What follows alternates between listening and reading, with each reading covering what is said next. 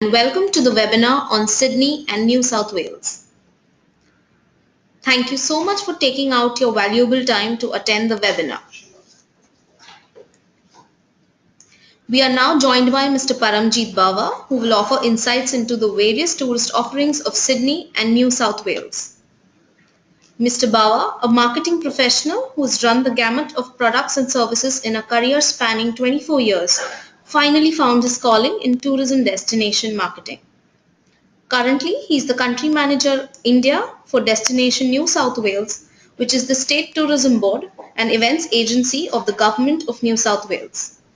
He markets the state and its capital Sydney as preferred destinations of choice to the Indian outbound traveller.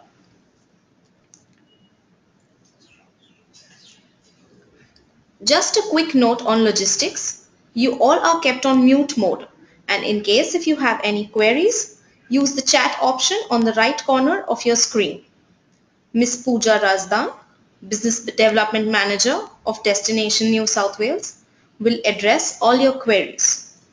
Ms. Razdan, a marketing professional, has worked in the field of destination marketing for over 9 years, promoting and working with various international tourism boards. Mr. Bawa will now take you through the presentation.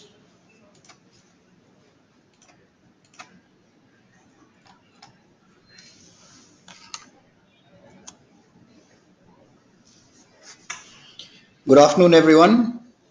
Thank you for taking the time to join us on this webinar. This is the third webinar that we're doing for the travel trade in India, and we hope that you will find the information in this webinar useful.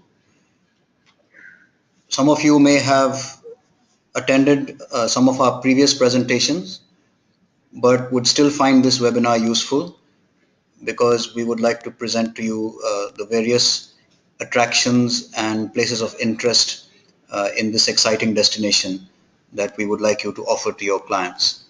So I'm going to take you through, first of all, a brief overview of Sydney, and then we'll go out into the regional parts of New South Wales and cover them one by one.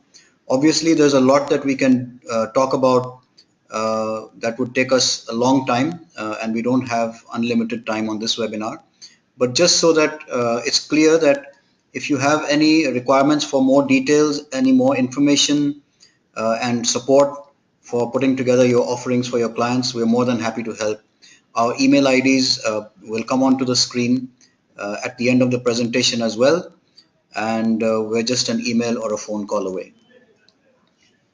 So I want to start by informing you about the location of New South Wales, where we are in Australia, and most of you would know this already, but we are in the bottom right hand corner of Australia, just north of Victoria and to the south of Queensland. We also have, as you can see on the screen, a small island in the middle of the state with the name ACT on it.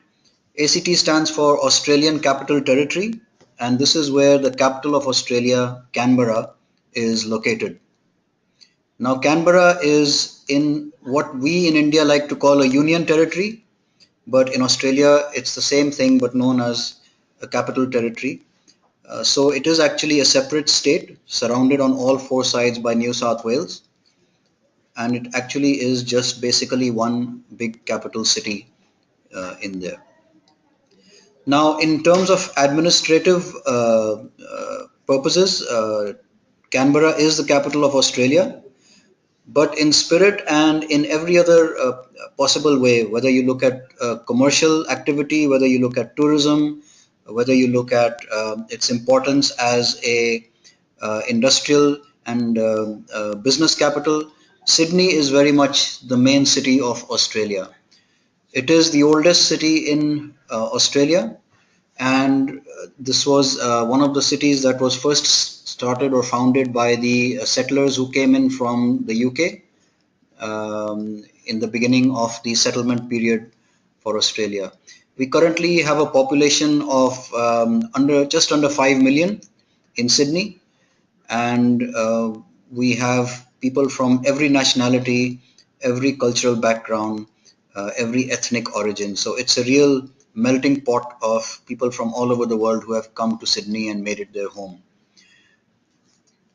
We are surrounded within the region, within the state, by many interesting places and places having great tourist attraction, a great interest for visitors, and we'll go through them one by one. But before I start saying anything, uh, whenever one thinks of Australia, you might think of certain things like koala bears or kangaroos, which come straight to mind. But also among the first things that you will think of when you talk about Australia will be these two icons. One of them is called the Sydney Opera House, which you can see on the screen here in the middle of the image, and the second one is the Sydney Harbour Bridge, which is right next to the Opera House, as you can see. Just a small trivia point for you. Australians, when they talk about the Harbour Bridge, they have a nickname for it, which they usually use. And because when you look at it from a distance, as you can see in this image, it gives you the view of a coat hanger or a clothes hanger. So in Australia, local Australians call the Sydney Harbour Bridge the coat hanger. And when they're talking to you in a conversation and they say, have you seen the coat hanger? You might want to answer them and say, yeah, I've got several coat hangers hanging in my cupboard. But that's actually not what they're asking you. They're actually asking you if you've seen the Sydney Harbour Bridge. So that's just a little piece of trivia for you. So even before I say anything about Sydney or anything about New South Wales, I'm very fortunate that I have two of the world's greatest icons in the same city. And these give me an immediate recognition point, an immediate association with all of you and with other consumers out in the public domain to identify with Sydney.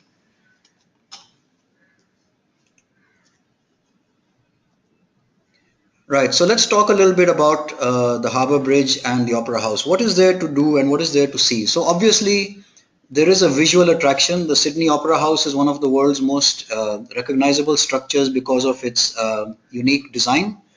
But there's a lot to see from inside the Opera House as well. And the Harbour Bridge, I could say very much the same thing. It has a distinctive design, a distinctive shape, and anyone who sees a picture of it will know that this is the bridge from Sydney. It's also quite famous because of the New Year's Eve celebrations that take place there on 31st December every year, where the fireworks go off at the Harbour Bridge. It is perhaps the most easterly point where New Year's Eve celebrations take place, so it is probably the first place in the world where people bring in the new year. So one can do a bridge climb, and there are three types of climbs. We like to call this the climb of your life because it is such a unique experience, which is unmatched perhaps anywhere else in the world, certainly unmatched anywhere else in Australia. So there are three types of climbs which one can do. The full bridge climb is 3.5 hours. The express climb is 2.5 hours. So if we go back to the earlier image, you will see that there are two levels of the Harbour Bridge. There is a lower level and an upper level. So the full climb of 3.5 hours will take you along the upper level to the top of the bridge and then back down. The 2.5 hour version will take you along the lower level, but will also take you to the top so that you'll get the views from the top and then bring you back along the lower level as well.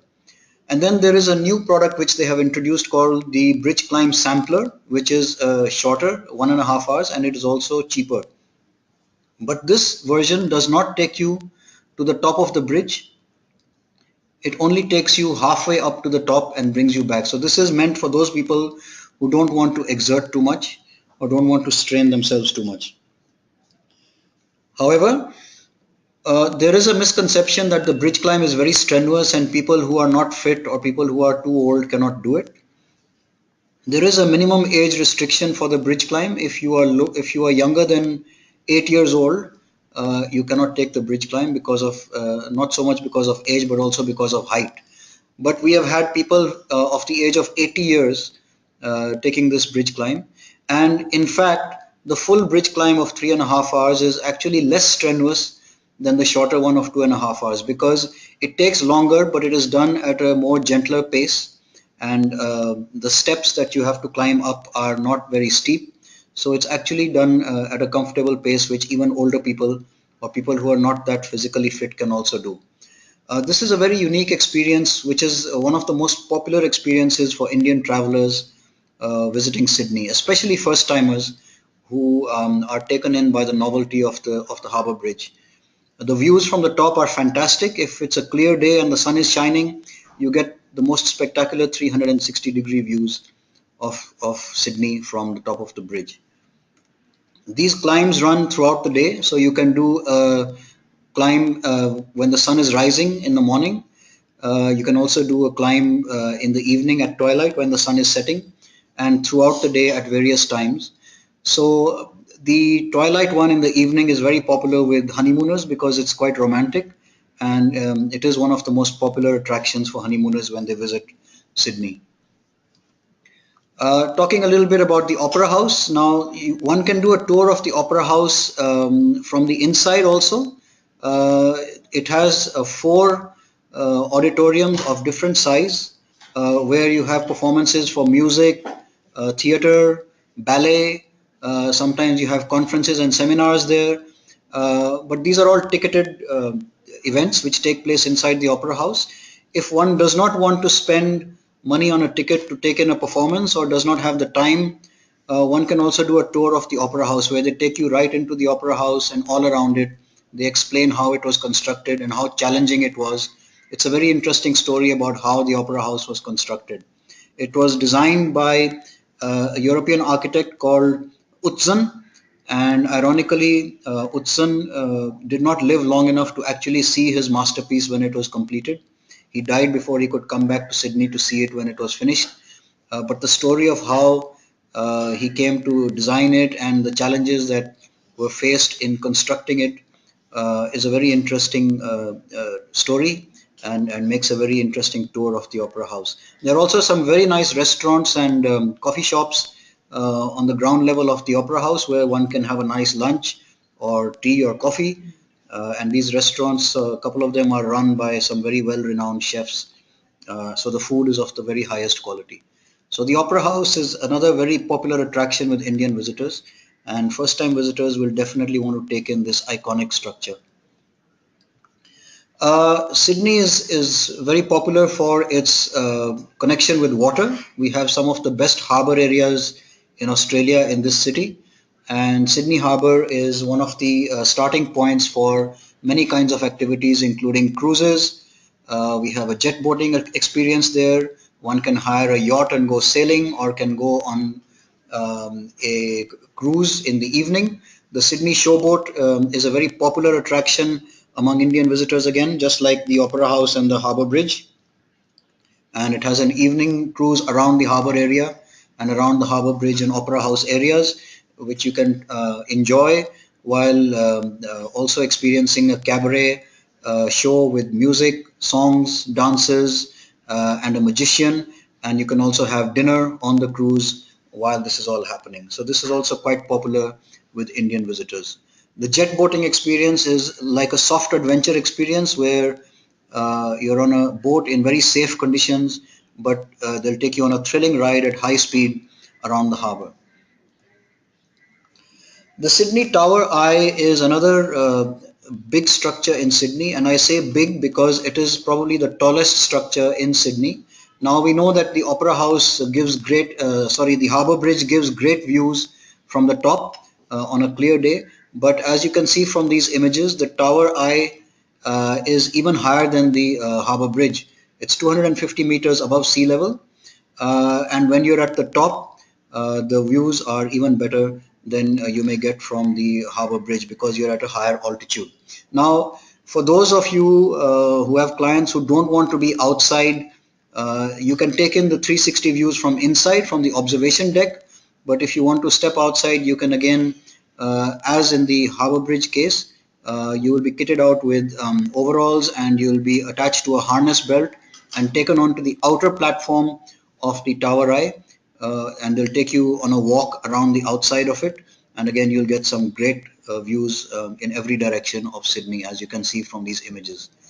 There is also a 4D cinema experience at the top of the tower eye.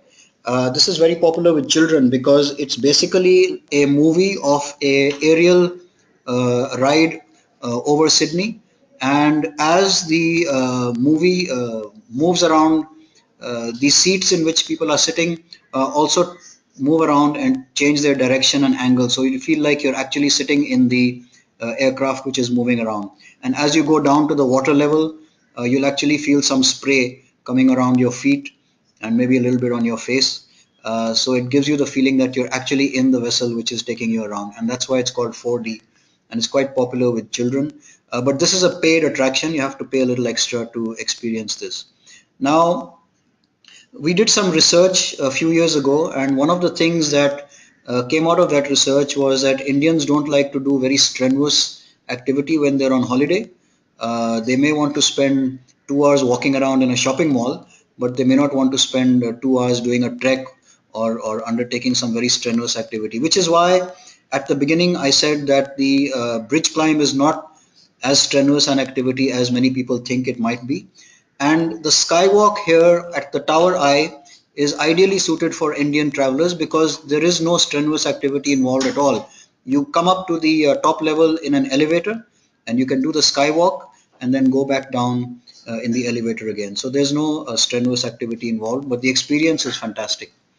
There's also a restaurant at the top level where one can enjoy a nice meal or have a cup of coffee while enjoying these breathtaking views.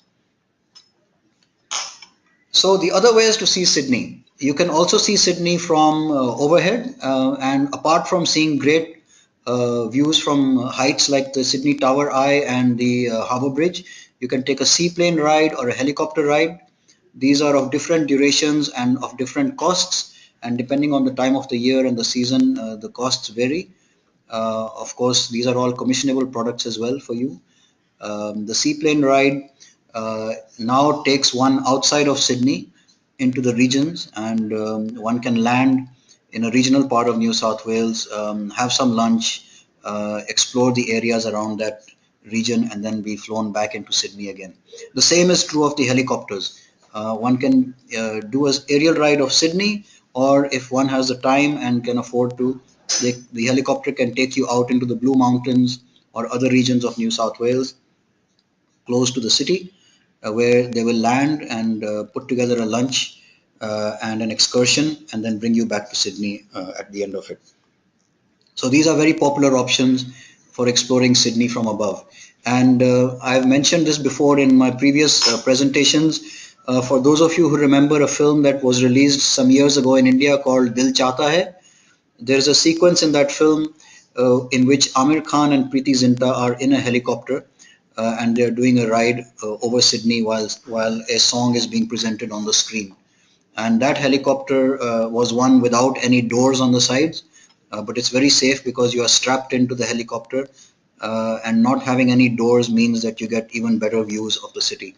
So those options are all there when one visits Sydney. So what are the other ways that one can explore Sydney? Let's have a look at a few of them. For first timers who are not familiar with the city, one of the good ways to do this is on a city shuttle. This shuttle goes in both clockwise and anti-clockwise directions, and it is operating every 10 minutes. One can get off at any of the stops, explore the area around, then get back on to the shuttle and continue your journey. And this is operating every day, including weekends, um, at different times. But in this option, you don't have a commentary which tells you about the areas that you're passing through. If you also want to have a commentary with your bus ride, then this is a better option. This is the Sydney Explorer hop on hop off bus. Every major city in the world has one of these, so does Sydney. Now these hop on hop off buses go along 2 or 3 different routes which take you to different parts of the city, and most of them have about 30 to 35 stops where you can get off, explore the area around, and then get back onto the next bus which comes every 10 to 12 minutes. If the weather is good, you can sit on the upper deck which is open, but if the weather is not so good, if it's cold or if it's raining, you can also sit on the lower deck which is enclosed, and you can still have the tour of Sydney. And you will be given a pair of earphones and there will be a running commentary about the areas that you're passing through. So this is a very nice way to familiarize yourself with Sydney if you're visiting it for the first time. Now, what is Australia without its beaches? Australia is famous for its beaches, and Sydney has two of the most famous beaches in Australia. One of them is called Bondi. Bondi Beach is quite well known, and most of you would have heard about it. The other one is not so well known in India, but is also quite popular with visitors. It's called Manly Beach, and between Manly and Bondi, um, these are two really in-demand attractions in the city. Now, I told you about some research that we did on Indian visitors to New South Wales, and I said that one of the results that came out was that they don't like to do very strenuous activity. But another result that came out of the research was that people who are visiting Australia or New South Wales in particular, who live in the inland parts of India, they are very interested in the sea and the water, but they don't necessarily want to go into the water. They don't want to take a swim in the ocean water because they're afraid about the current, or they're not sure how strong it is or how deep it might be or it might not be. So they still want to experience it without actually getting themselves wet. But here is the interesting thing about the beaches in Sydney. Even if you don't want to go into the water, if you go down to the beach, there is always so much to see and do. So at Bondi and Manly, you always have some kind of sporting competition going on. There'll either be skateboarding or beach volleyball. They also have sculpture events going on. You have some fantastic restaurants, cafes. You have shops where you can buy curios and souvenirs. And if you're interested and don't mind getting a little wet, you can also take a surfing lesson. Now, these surfing lessons are done in the very shallow part of the beach. They're extremely safe, and they're conducted by instructors who are very funny. They have a great sense of humor, and they do everything in a very relaxed, informal, and humorous way. They teach you how to surf in very safe and secure conditions. So this is a great fun activity at the beach. Now, when the weather is good, a trip to Bondi or Manly Beach is a great half-day experience to take while you're in Sydney. Moving on,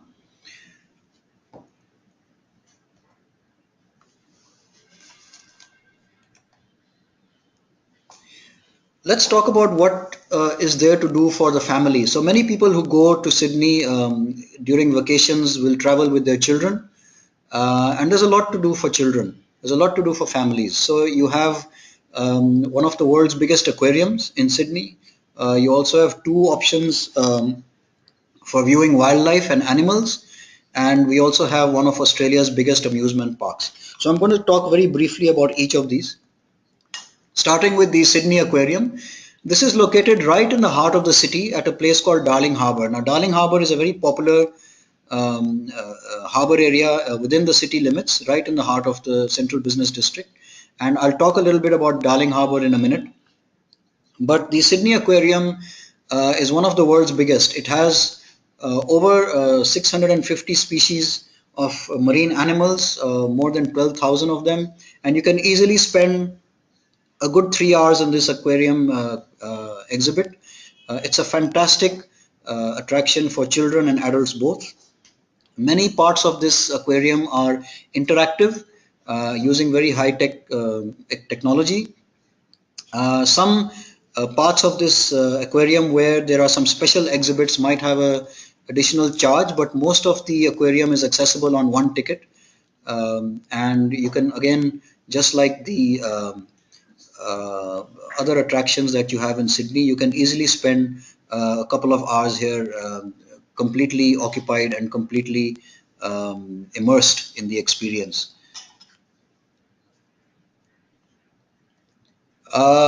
Sydney has a very big zoo called Taronga Zoo, which I'll talk about in a minute, but there is also a smaller version, which is again at Darling Harbour, right next to the aquarium. This is called Wildlife Sydney Park, and you will get to see all the key animal species that you may expect to see in any big zoo in Australia right here in the middle of the city.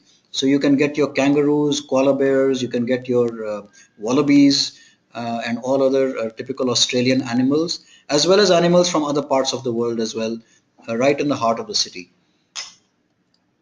But the main zoo in Sydney is Taronga Zoo. Now, this zoo is not really in the city. You have to take a short ferry ride to get off the mainland of the city to an inlet area.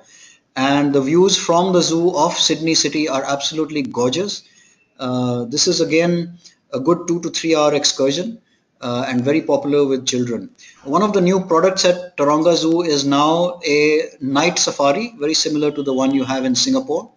And they also have tents where one can stay the night, have dinner, and then get back to the city the following morning. So this night safari is called the Roar and Snore Safari.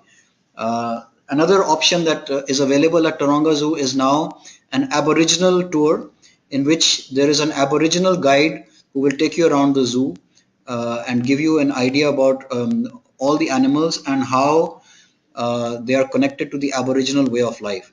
I just want to take 2 minutes to talk about the Aborigines. Now, before the white settlers came to colonize Australia from the UK, the original inhabitants who have been there for tens of thousands of years were the Aborigines. Now, the Aborigines are very similar to, they have very similar characteristics to most of us Indians in the sense that they have very strong values about family, they have very strong belief in the stars, they have a belief in the holiness of the land and the earth where they live. So there are many things that they have which are in common with us Indians. And when people say to me, what is there for Indians to be interested in the Aborigines? I say to them, many things are there because there is so much that we have in common with them. And it's very interesting to understand about their way of life and what the significance is of the things that are important to them and how common they are with the things that are important to us Indians.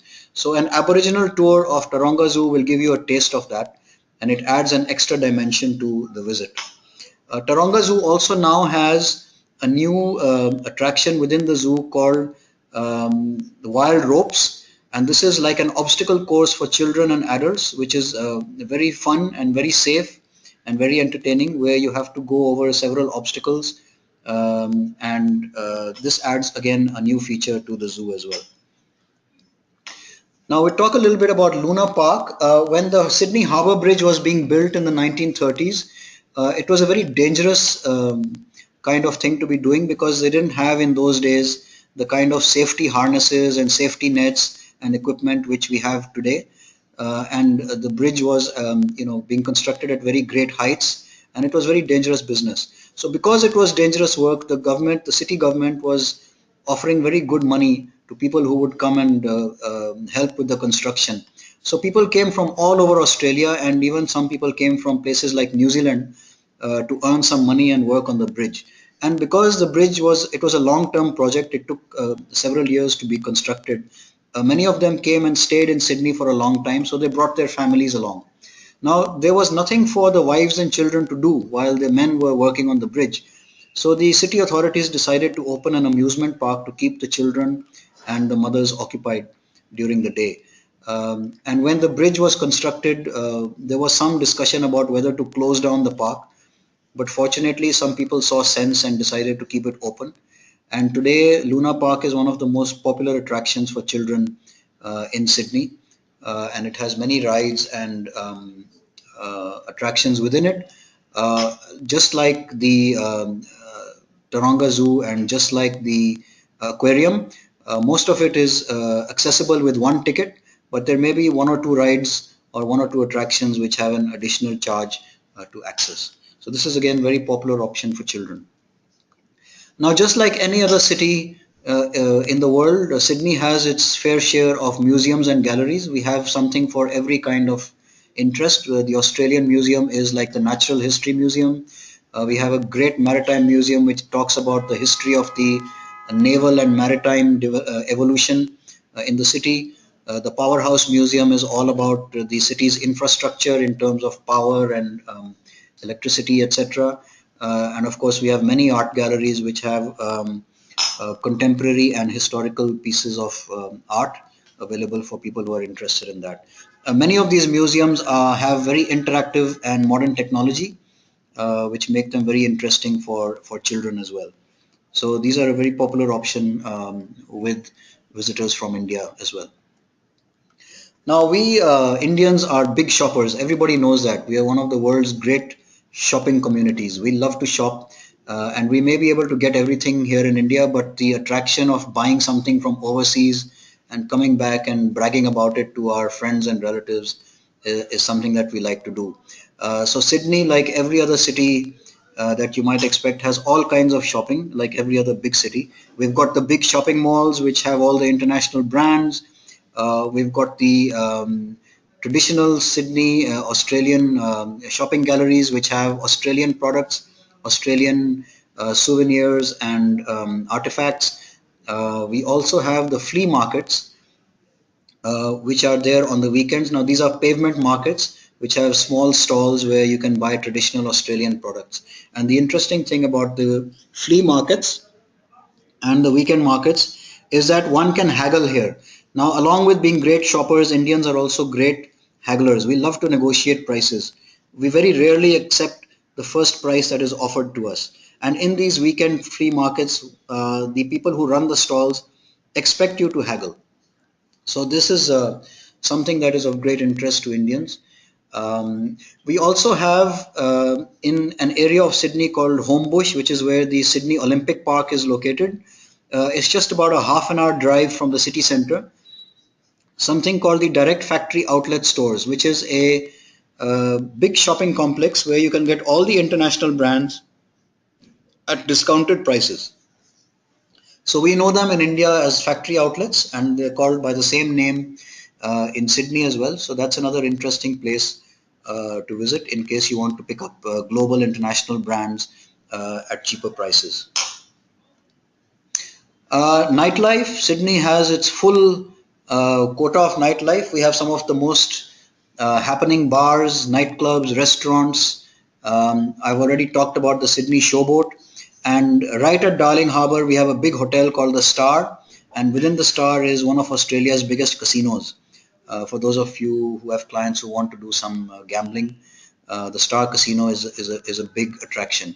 So every kind of nightlife entertainment to suit every kind of interest or budget is available in Sydney. Uh, Another way to explore Sydney is by taking a Harley Davidson motorcycle tour.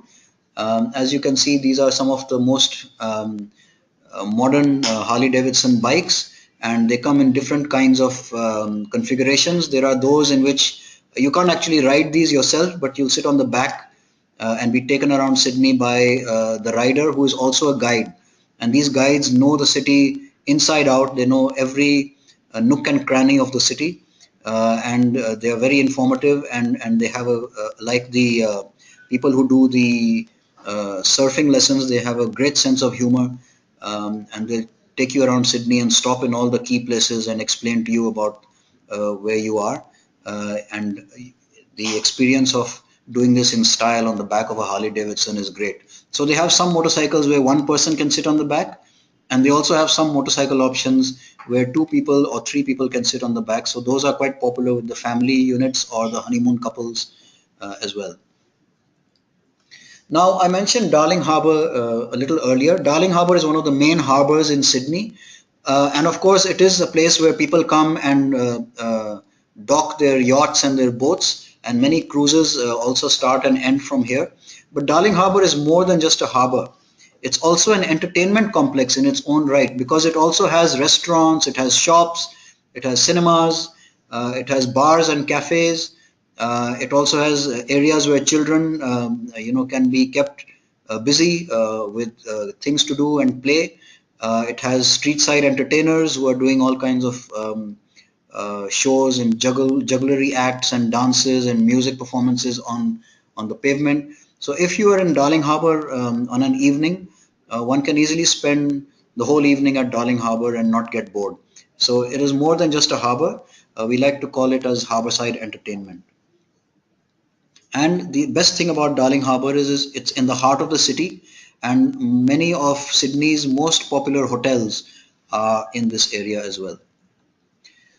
One of the more unique attractions of any Australian city is the Sydney Fish Market. Now, Admittedly, this will not be of that much interest to people who live inland, but we've seen that visitors to Sydney from coastal cities like Chennai, Calcutta, Mumbai, they are more interested in this seafood experience because this is a place where the fish which is caught in the ocean is brought in very early in the morning. It comes in when the sun is coming up, so one has to be there at around 6 o'clock in the morning, and then it is treated with all the preservatives and it is auctioned, and one can witness this auction. One can be part of this auction and see how the wholesalers and the buying representatives of the restaurants and the hotels and the shops, they come in and bid for the best seafood. So this is not just fish, it is all kinds of seafood, including oysters, lobsters, prawn, crabs, fish, and every conceivable kind of seafood. So it comes in early, it is auctioned so that by the time it is 7:30 or 8 o'clock, the seafood has gone to the places where it needs to be cooked or sold. And if you go a little later, you can also experience breakfast here or even lunch. And of course, because the fish, the seafood is coming in from the sea, it will be the freshest seafood that you can possibly eat in Sydney. So those of you who have clients who enjoy seafood and want to take in a very different kind of experience, the Sydney Fish Market is a wonderful option. Of course, Sydney has one of the most popular cricket grounds in the world. We know about the Melbourne Cricket Ground, the MCG, but the Sydney Cricket Ground is also as popular, if not more popular.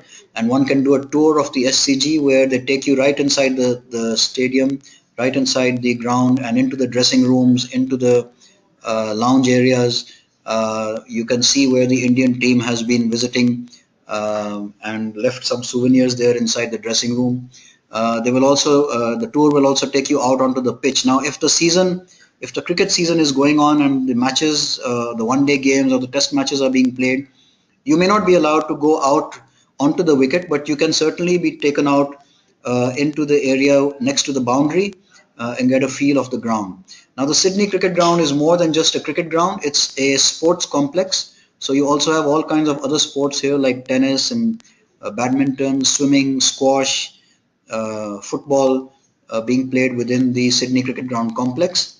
And you might also bump into some popular Australian cricketers because many cricketers come to the Sydney Cricket Ground for practice or for nets or even for some other administrative work that might be going on. So you might bump into famous New South Wales cricketers, and those of you who may not know some of the famous cricketers from Sydney and New South Wales, we have people like Steve Waugh, Mark Waugh, Brett Lee. These are all famous cricketers from Sydney and New South Wales. So this is again a very popular attraction in Sydney for visitors from India, and the tours happen throughout the day at different times. Now, Australia in general is a very popular destination with honeymooners, and Sydney in particular is quite popular as a honeymoon destination. So some of the key things that people like to do, honeymooners like to do when they're there. I spoke about doing a bridge climb in the evening when the sun is setting. That's a really popular romantic activity. There are also yachts.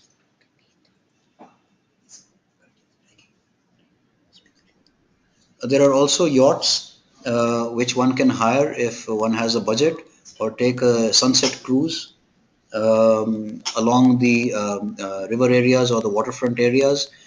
Someone would be piloting the yacht while the couple gets some time to spend in a romantic setting on the boat. There are also many places in and around the waterfront areas where one can have a nice romantic meal together as a couple. So there's a lot of romantic options for honeymooners and couples in Sydney.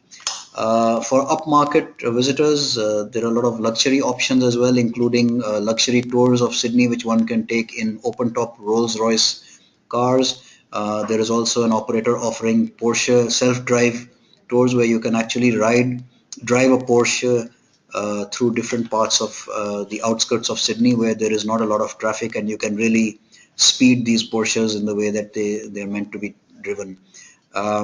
There is also an operator called Ultimately Sydney who is now offering a tour of Sydney in luxury Mercedes-Benz cars. So there are lots of options apart from tours. You can also undertake shopping, boutique shopping with a shopping valet, and also for those who have clients who want to do some beauty and spa treatments, there are personalized styling tours available for these upmarket visitors. So lots of options for upmarket high net worth visitors to Sydney. Sydney has all kinds of accommodation, 5-star, 4-star, 3-star, bed and breakfast options. They're all there to suit any budget and any kind of requirement. Some of the options are on the screen in front of you. Um, I wanted to talk just a little bit about the Darling. This is a boutique hotel owned by the same people who run the Star Hotel at Darling Harbour. It's right next to the Star, and it's a very upmarket and contemporary hotel, very modern. If you check into one of the superior rooms or one of the suites, you'll be given a tablet which will control everything in the room. You'll be given a customized key card with your name on it, which you can keep as a souvenir. On the ground floor of the Darling, some of the most iconic shopping brands and some of the most global celebrity chefs have their restaurants there as well. And so this is quite an interesting hotel for people who want to take in a really contemporary, modern experience with the access to some global brands. But the most upmarket hotel in Sydney is the Park Hyatt, which is in an area of Sydney called the Rocks, which is a big tourist area. They've recently done a big refurbishment of the hotel. Again, it's a boutique hotel, not a lot of rooms, but very upmarket and more expensive in terms of the tariffs, but with fantastic views of the Opera House and Harbour Bridge, great location, and it is Sydney's most upmarket luxury hotel. Sydney is also one of the biggest event centers in Australia, and we have many events that my organization, Destination New South Wales, actually owns and runs. We run them ourselves. So you may have heard of the Sydney New Year's Eve fireworks on the Harbour Bridge. That is a Destination New South Wales event. And we also have an event which takes place at the end of May and the beginning of June for about 20 days, which is called Vivid. And what happens is that every evening from 6 p.m. till midnight, we light up the entire area around the Opera House and the Harbour Bridge. We light up all the key buildings in that area with fantastic light effects and laser effects and interactive installations for people to come and experience. And the best thing about this is that it is free. There are no tickets to experience Vivid. So if you are going there, it also happens to fall right in the middle of the summer vacations in India. And if you happen to go down to Sydney during that time, you can experience this just by walking down to the harbour area, and you'll get to see all these fantastic light installations and laser and interactive things for people to do and experience. So this is Vivid, and along with this, we have a whole lot of other events that run throughout the year, whether it's in the area of sports or culture or arts, theatre, cinema, music, food. We have something or the other happening in Sydney all the time. And many of these events are actually owned and managed by Destination New South Wales as well. So the reason why I'm mentioning this is that if you have clients who have some kind of special interest in some area, like for example, they may be interested in cars, or they may be interested in theater, or they may be interested in music, and we have an events calendar which we can share with you. And if you know that something is happening in Sydney that might be of interest to them, and you plan their visit to happen at the same time that that event is taking place, it'll be a great value addition for them, and they'll appreciate you more for suggesting to go to Sydney during that time. So that was a little bit about Sydney. I'm now going to move towards the regional parts of New South Wales outside of Sydney, and we'll go over these one by one. We'll go over the key parts. I'm going to keep coming back to this slide which has the map so that you can see which area I'm talking about as we move through the presentation. Now, one of the things that immediately comes to notice is on the right hand side, you'll see that none of these regions that I'm going to talk about are more than 3 or 3.5 hours away by road. So everything is in very close proximity to Sydney. So these can be done, some of them can be done as day trips, but a lot of them are worth staying overnight to experience them properly. And even if you have clients who want to do self-drives, these are actually quite popular and quite convenient self-drive options to take. So let's go over each of them briefly and see what are the attractions in each of these. So starting with the Blue Mountains. Now, if I go back to the previous slide, you can see the Blue Mountains are just to the west of Sydney.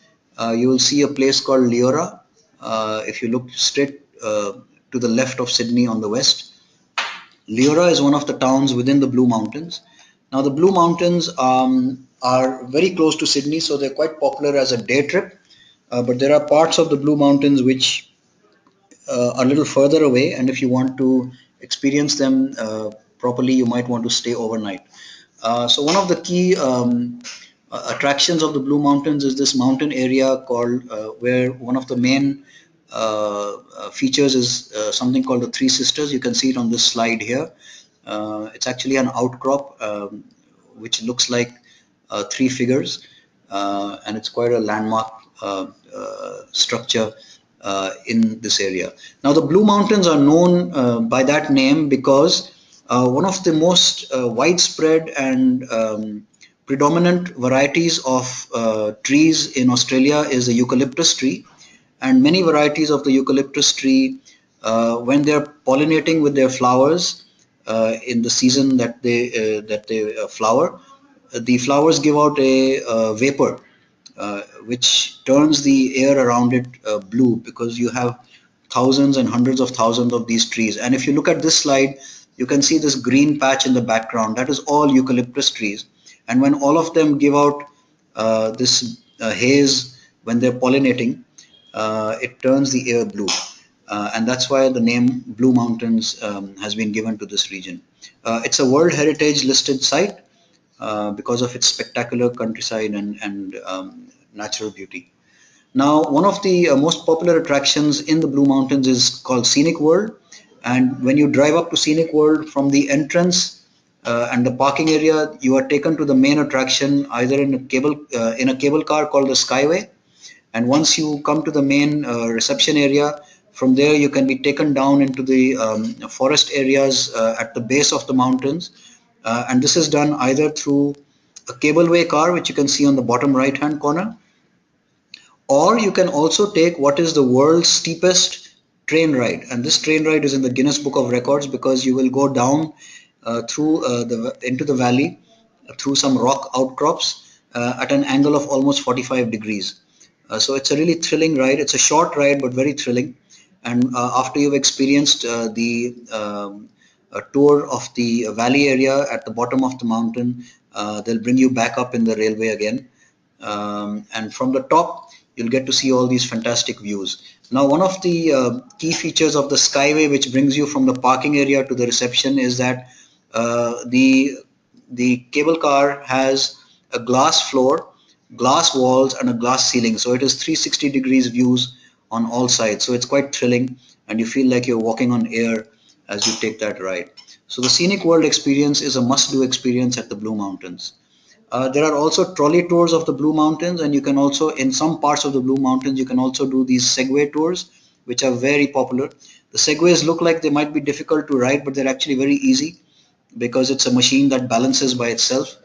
You don't have to learn how to balance it, and it's very easy to control, and it's a great fun way to see the local areas around riding on a Segway.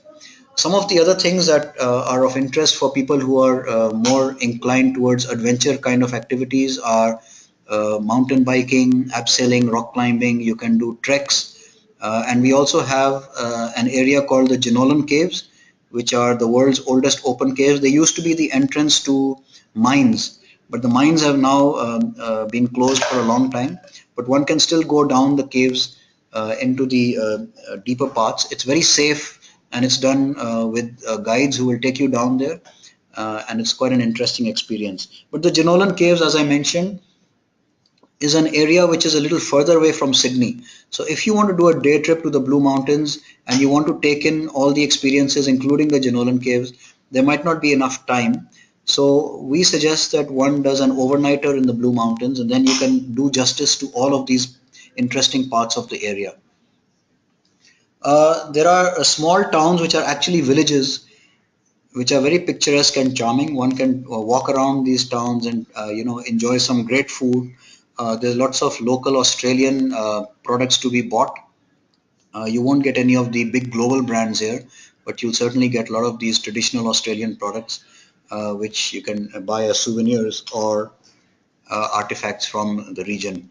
There's also a big Aboriginal center here called Warata, which is quite popular because you get to meet with actual Aborigines and understand their way of life, see some of their dances and their music, and they give you a little tour about the Aboriginal way of life. So that's also there in um, a town called Katoomba. Katoomba also has a very nice golf course, one of New South Wales's best golf courses. And those of you with clients who like to play a little golf, there's a very nominal fee to be able to play 9 holes or 18 holes on this golf course. Now, I always tell people who are visiting that you can always stay in a 5-star or a 4-star hotel, but these are the same wherever you may go in the world. A 5-star hotel is a 5-star hotel wherever you go. If you really want to understand about the kind of lifestyles of the people who live in the places you're visiting, then the best way to do that is to stay on a farm. And there are many farm stay options within the Blue Mountains area, including Belkin Springs Lodge, which you are seeing on the screen here. So you stay in these places like a guest of the people who own the place in their home. You eat what they cook.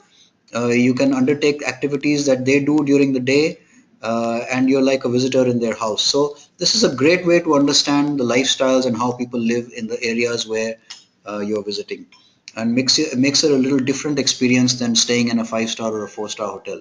And very often, bed and breakfast and farm stays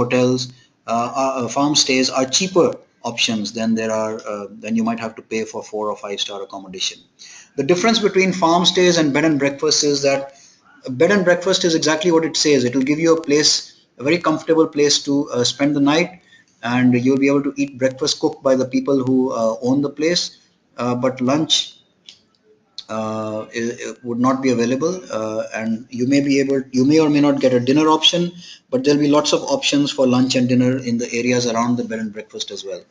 But with a farm stay, you can get to eat every meal there within the farm while you're staying on the property.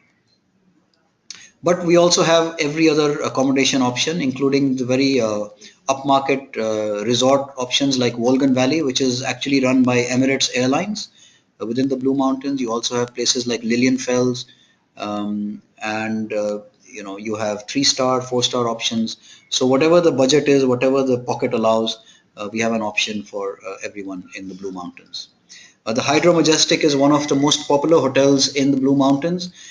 Even if people who are not staying there, they still want to visit the Hydro Majestic because the interiors have been refurbished and they look spectacular, very beautiful, beautifully done. And people just go there to spend some time, have a look around the hotel, maybe have some coffee or a meal in the restaurant, even if they're not staying there. Okay, now we're moving a little away from the Blue Mountains. The Blue Mountains are to the west of Sydney. The Central Coast is to the north of Sydney. As you travel up the coast from Sydney towards the northern parts, you'll cross the Central Coast. It's just 1 hour's drive from Sydney, and it's an area where there's a lot of soft adventure activities, an area of great natural beauty. You have places like Glenworth Valley Adventures here, where you can do quad biking, kayaking, horse riding, mountain biking, and all these soft adventure kind of activities. These are more popular with younger visitors to New South Wales. We also have a pelican attraction in the Central Coast. Now, pelicans are very interesting birds. When they see people standing in front of them, they like to start doing funny things and entertain them, with different kinds of noises. And they eat fish. And the way that they eat the fish is that people can take the fish and throw it at them, and they catch the fish in their big beaks. So at this attraction, the fish is given to visitors free. The feeding is free. And this is quite interesting for families and children because it's a very entertaining thing to watch the pelicans doing their dances and their feeding, and they make funny sounds as well. So this is quite popular. We also have a what is known as the Australian Reptile Park, but it's actually a zoo. Now, the interesting thing about the reptile park is that the dangerous animals like the snakes and the crocodiles are in their enclosures, but the animals which are not dangerous, like the kangaroos and the koala bears, the tortoises, these are all out in the open.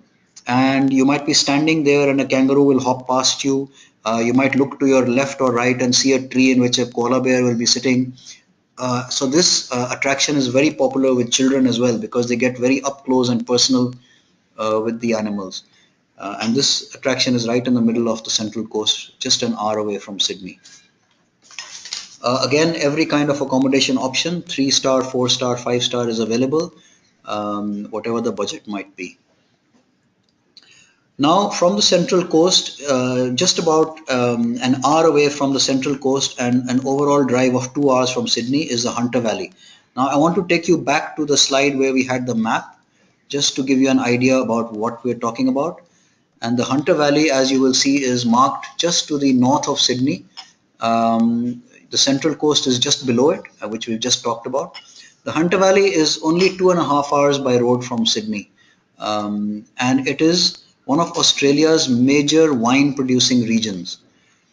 But the difference between the Hunter Valley in New South Wales and other wine producing regions of Australia is that it is more than just wine. I like to describe this using a sentence that someone once mentioned to me. Someone said to me once that the Hunter Valley is Sydney's playground. The Hunter Valley is Sydney's playground. Now, what this means is that if you want to get away from the city and be out from, far away from the crowds and the city life, but still be occupied with enough to do, then the Hunter Valley is just the perfect place because alongside wine, there's a lot more to do. So we have the Hunter Valley Gardens, which are one of Australia's biggest garden complexes, and they're so big that you can't cover all of them on foot. So they've got a little train which takes you around these different parts of the gardens, and they have different segments of the garden. So there is a nursery rhyme section, there is a rose garden, there's a spice garden, you have Japanese themes, you have Indian themes, you have Italian themes, and as you can see from this slide, all kinds of different segments and sections of this area of this garden complex. And you can also go there at night where they light up the gardens in a very beautiful way. So you can access these during the day or even at night. There's lots of traditional Australian products to be bought in the Hunter Valley. Not just wines, but the Hunter Valley is also known for cheese. It's also known for chocolates. Um, and of course, there's some of the best quality of Shiraz wine and Semillon white wines available from the Hunter Valley. So those of you with clients interested in wines, they can learn how wine is grown. They can take wine classes to understand about the different qualities of wine and how to differentiate between them. And then some of the other things that can be done here is hot air ballooning, which is very popular in the Hunter Valley. And you have things like horse riding, golf, you have archery, you have wellness centers, you have cooking schools. So there's a whole range of experiences for someone to do while they're in the Hunter Valley, and it's not just about wine. Again, every type of accommodation is available. You've got 3, 4, 5-star, and you've got resorts, luxury resorts, and you've also got bed and breakfast options and lower cost options for people who are traveling on a budget as well. This is a slide which shows one of the big luxury 5-star attractions in the Hunter Valley called Tower Lodge. Now let's move a little further north of Sydney to an area called Port Stephens. This is just about 3 hours drive, 2.5 to 3 hours drive depending on the traffic from Sydney. It is known as the dolphin capital of Australia. It has some of the bluest waters that you'll see anywhere in Australia, perhaps anywhere in the world. And it's very, very popular for dolphin watching and whale watching during the season as well. It has also some of the best and freshest seafood that you can get. We talked about fresh seafood at the Sydney Fish Market, but Port Stephens again is another place where you can really get some fantastic seafood. Now, one of the must-dos at Port Stephens is dolphin watching, and this company called Moonshadow Cruises is very popular with Indian visitors. And one of the new variations that they have launched is called boom netting. So what you do is you get into your swimming trunks or your swimming costume, you sit in a net, and the net is lowered down to the level of the water, and you move along with the boat at water level. Now the interesting thing about dolphins, they are a bit like pelicans. When they see something happening in the water around them, they get very inquisitive and they come and swim right next to the boat to see what's going on. So imagine the experience of swimming next to the dolphins, but in a very safe environment within a net, and the dolphins are right next to you. So this is called boom netting. It's an option which is available at a slightly additional charge, and it's very safe. You don't need to know how to swim, as long as you don't mind getting a bit wet, but you'll be right next to the dolphins at water level. On the cruise boats, you can also have dinner, and for group options where the group wants to book the boat, they can also organize Indian food for the group. Now, you don't just get the sand dune experiences in the desert destinations like Dubai, you also get them at Port Stevens, except that the sand here is right next to the beach. So you have your quad biking options, you have your sand tobogganing, and you have your four-wheel sand dune drives here as well. So these are also quite popular. And in terms of popularity ranking, Sydney is the most popular destination, of course, for Indian visitors, but followed by Blue Mountains, and Port Stevens is actually number 3 in the ranking of popular destinations in New South Wales.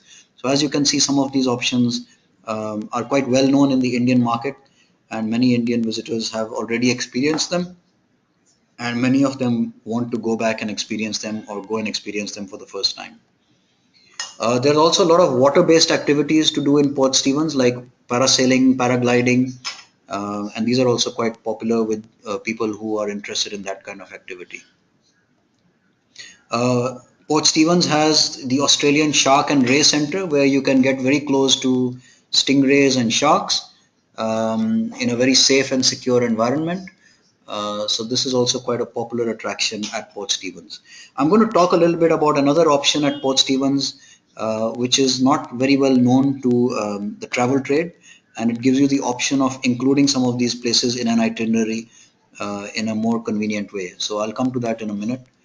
Um, Port Stevens has every kind of accommodation option, just like all the other regions. We have 3 and 4 star hotels, we have resorts, we have apartment options for families, we have high-end resorts. We also have budget accommodation for backpackers and people traveling on budgets.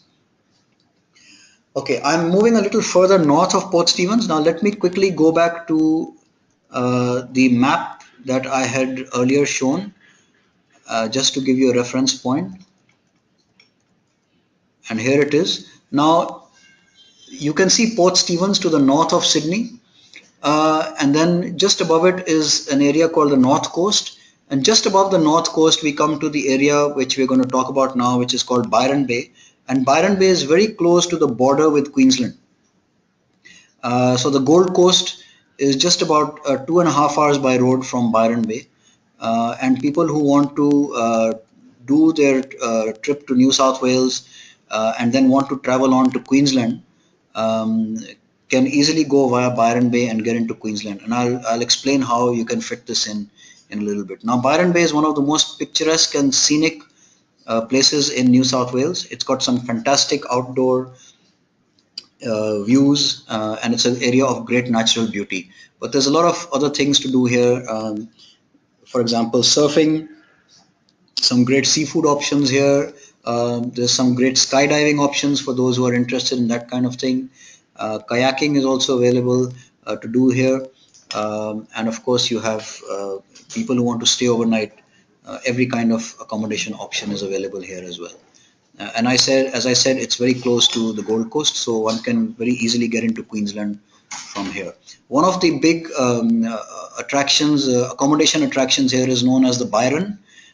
This is a very Kerala style property which is spread out with some chalets and villas which are built inside a rainforest, inside a jungle rainforest, and you get around the property on golf carts, and the main area has some great restaurants a big swimming pool area. So it's a very relaxing place to be in if you want to spend the night or even a couple of nights here at the Byron. Now we're moving very quickly from the northern parts of New South Wales to areas which are to the south of Sydney. And this area called Wollongong is just 1 hour by road from Sydney. In fact, you can even reach this in 45 minutes if the traffic is good. And it's a beautiful part of New South Wales which falls along the Sydney-Melbourne Grand Pacific Drive. So if one is driving from Sydney south towards Melbourne, the first place that you will be able to cross is Wollongong. Some of the things to do here is just like in Sydney, you can take a Harley Davidson ride in the Wollongong area, which will take you across some fantastic views, including this bridge, which is called the Seacliff Bridge, which gives great views of the ocean and the land. It's a spectacular part of Wollongong. You also have, biplane rides, you have hang gliding, you have one of Australia's biggest skydiving centers is at Wollongong as well. We have one of the largest microbreweries in Australia where you can try different kinds of beers for people who are interested in beer. We also have a treetop walk, which is a half a kilometer walk built uh, on the level of the treetops, but higher than the treetops themselves. So you actually feel that you're, taking a walk on air. And this is very, very popular because of the views and the scenery that you get to see from the top. Um, just next to Wollongong, a little south of Wollongong, is a place called Jervis Bay. And again, Jervis Bay is similar to Port Stephens, except that it is to the south of Sydney. So it's a great place to be doing dolphin watching and one of the most popular parts of New South Wales for whale watching as well. The whale season is from May to November. So if you're traveling in New South Wales at that time and you come down to Jervis Bay, you can be sure that you'll be able to see schools of whales swimming past on their migratory trips. Very close to Wollongong is a place called Bowral, and Bowral is significant because Sir Donald Bradman, the legendary cricketer, was born here, and it also has the world's biggest cricket museum now. And for a cricket mad country like India, this would be one of the must-do stopovers. The museum is called the International Cricket Hall of Fame. It used to be a museum about Donald Bradman, but it has now been expanded and it is more of a museum about cricket in general.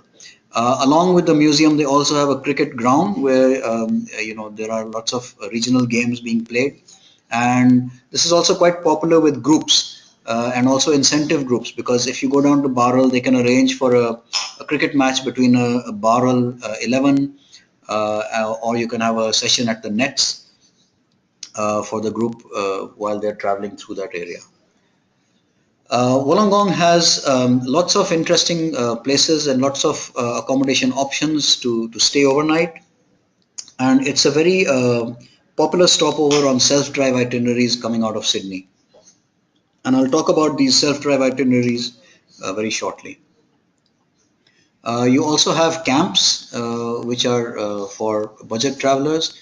The Paperbark camp is actually an upmarket camp, so this is something which we call glamping, glamour camping, where you're actually staying in a tent, but the tent is a very upmarket luxury tent with all the facilities you'll expect to get in a five-star accommodation.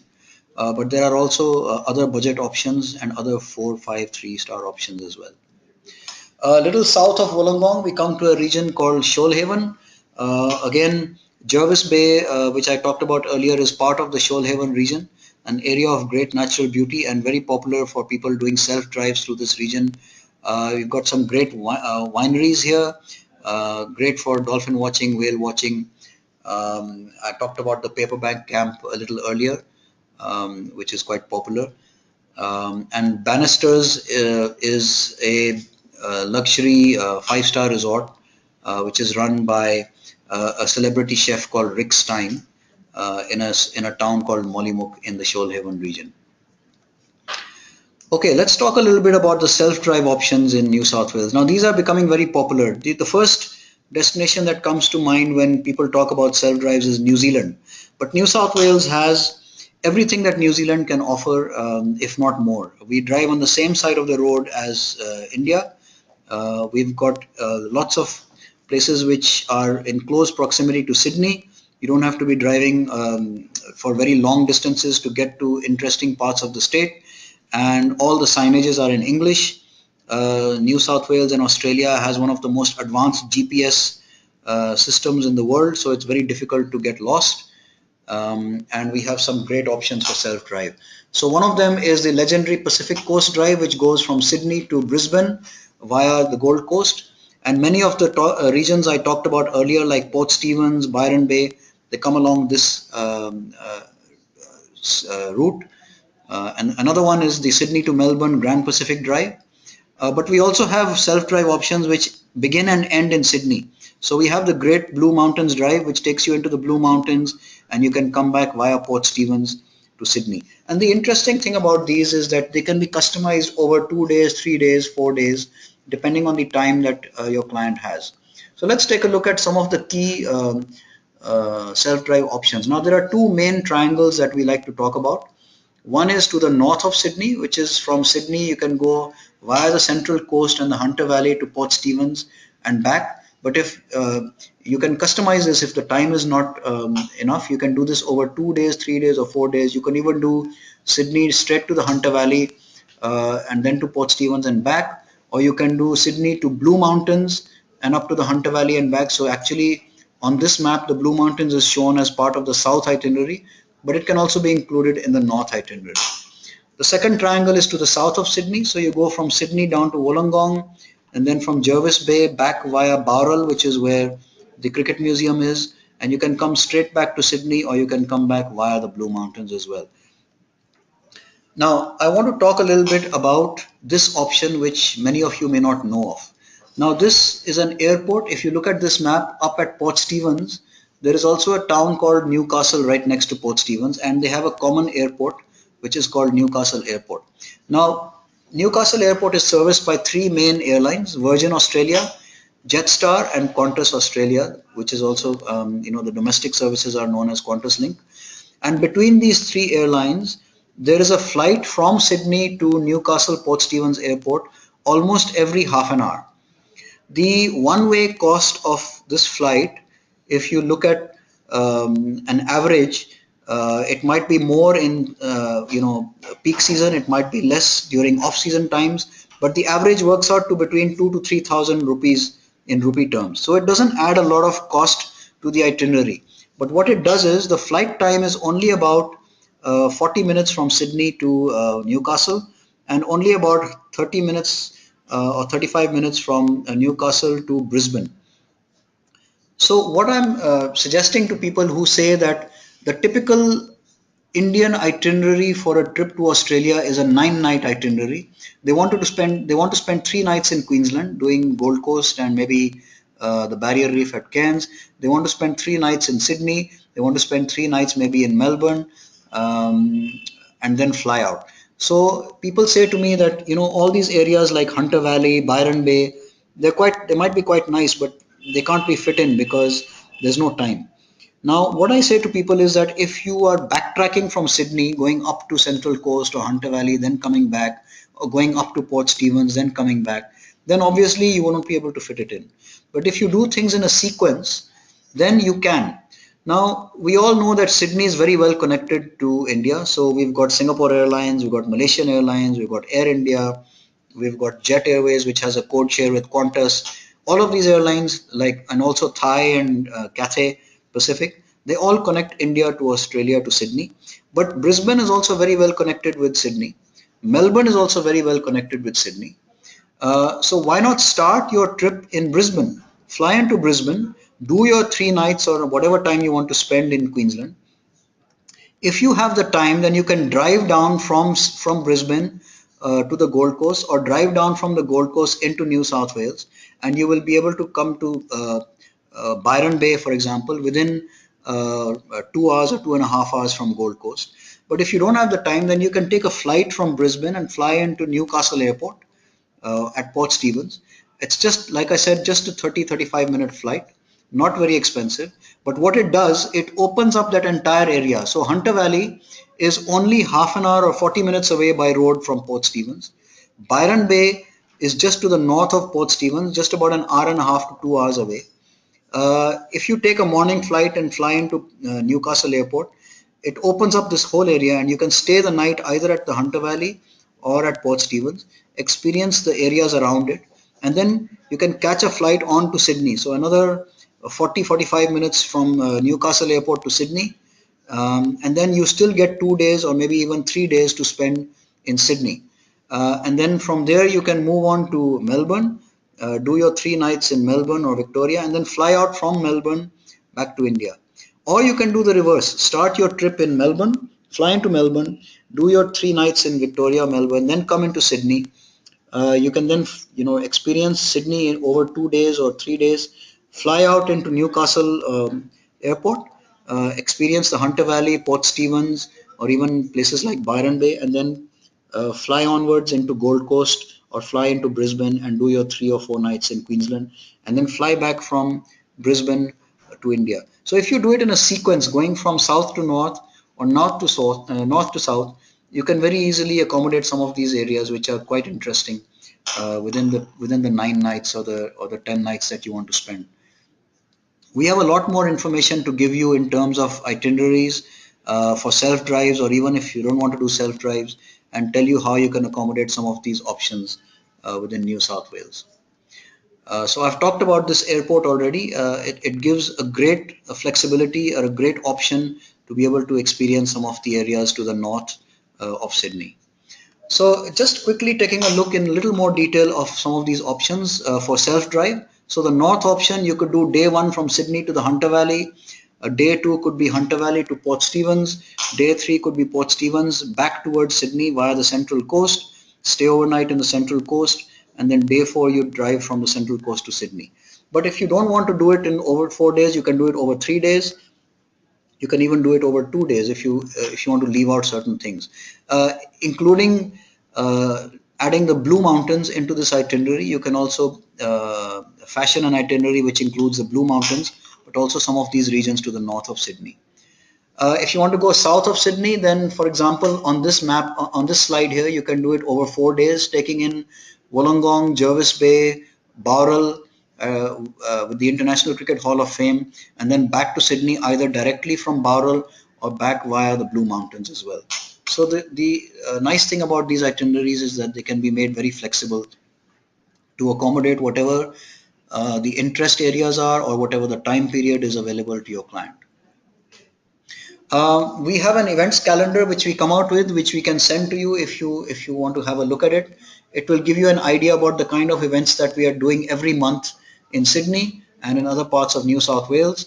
And if any of those events are of interest to your clients, you can suggest that they travel to Sydney or New South Wales to coincide with that event, and they can experience it while they're there. These are some of our contact details. My colleague Pooja will be answering any questions that you might have, but which you are putting up as part of the chat option on this webinar. But we are also available on email and phone for any support that you might need. So as a tourism board, we can provide you with all kinds of support, including high-res images, videos. We have itinerary options which we can give you for self-drive or not self-drive. We can put you in touch with suppliers. We can put you in touch with the inbound tour operators. We can give you a lot more information through our websites. And we would like to be able to support you in any way that we can to develop your Sydney and New South Wales outbound business. So with that, I've come to the end of this webinar. For those of you who have tuned in, thank you very much. And just to inform you that we'll be having another webinar in a few months' time. And that webinar will be an extension of this one, which will talk about new products and new attractions within Sydney and the state of New South Wales. So it will be a logical extension to this webinar. For those of you who are interested, we'd be delighted if you could join in. There'll be more information coming to you about the timing and the scheduling of that webinar. Thank you for being part of the webinar, and I hope you found it useful. And we're always available for any other information that you might need from us. Thank you. That ends a wonderful presentation from Mr. Bawa on Sydney and New South Wales. I'm sure you have all gained valuable insights from the webinar. The chat option on your screens will be available for the next 30 minutes. where Ms. Pooja Razdan will be available to answer all your queries. A big thank you to all of you and to the team at Destination New South Wales. We appreciate the fact that you have taken time off from your busy schedules. I'm sure the webinar has been informative and it will help you in enhancing your business interests. Thank you very much.